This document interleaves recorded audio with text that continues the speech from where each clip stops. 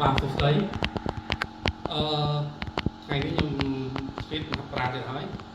បាទមិនឆ្លៀតទេគឺយើងត្រូវតែហាត់តែខ្ញុំនិយាយច្រឡំហ្នឹងណាហើយ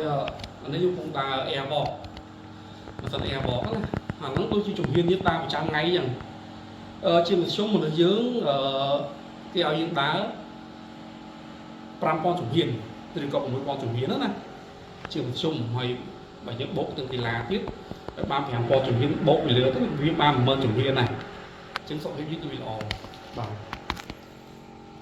អូខេហើយយើងហត់ទៀតព្រោះខ្ញុំដើរនេះបានកន្លះម៉ោងជាងហើយបាទហើយAirwalk នេះគឺវាមានអត្ថប្រយោជន៍ច្រើនជាពិសេសគឺបាត់ឈឺចង្កេះជាក់ស្ដែងខ្ញុំជាមនុស្សម្នាក់តែឈឺចង្កេះតែក៏ខ្ញុំដើរមកគឺបាត់ឈឺចង្កេះបាទរយៈពេល1ឆ្នាំជាងខ្ញុំមិនអាចចប់ចង្កេះទេហើយក៏ចង់share ចែករំលែកទៅបងប្អូនអ្នកដែលចប់ចង្កេះណាយើងគួរទិញប្រសិននេះមួយទៅទុកហាត់នៅផ្ទះតម្លៃវាគឺសមរម្យបាទតម្លៃសមរម្យគឺយើងអាចទិញបានទាំងអស់គ្នាហាត់តម្លៃវាតែ$90ទេ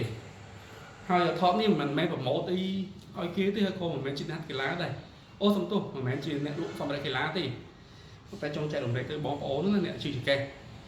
តែយ៉ាងនេះដើរមួយទៅហាត់នៅផ្ទះស្រួលខ្លួនណាហើយឆាប់បាច់ញើសយើងធ្វើចលនាបានមកទូខ្លួន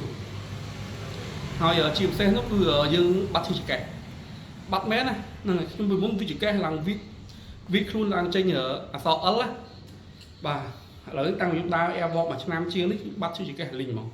បាទហើយស្រួលណាបងឲ្យមើលទេបងប្អូនឃើញបាទកាន់ជើងទៅយើងក៏ដើរចេះទៅបាទតែកន្លះម៉ោងគឺយើងបានបាច់យើងចេះស្ដែងខ្ញុំដើរម៉ាស៊ីននេះកន្លះម៉ោងបាន4000ជំហានបើដើរ1ម៉ោងបានជិត8000ជំហានបាទស្រួលខ្លួនណាបែកញើសស្រួលបាទអញ្ចឹងយើងទាំងអស់គ្នាត្រូវតែឆ្លៀតកីឡាទាំងអស់គ្នាបាទយើងកុំនិយាយថារបួសណាក៏របួសដូចគ្នាដែរសំខាន់យើងឆ្លៀតទាំងអស់គ្នាណាបាទហាត់កីឡាបានច្រើន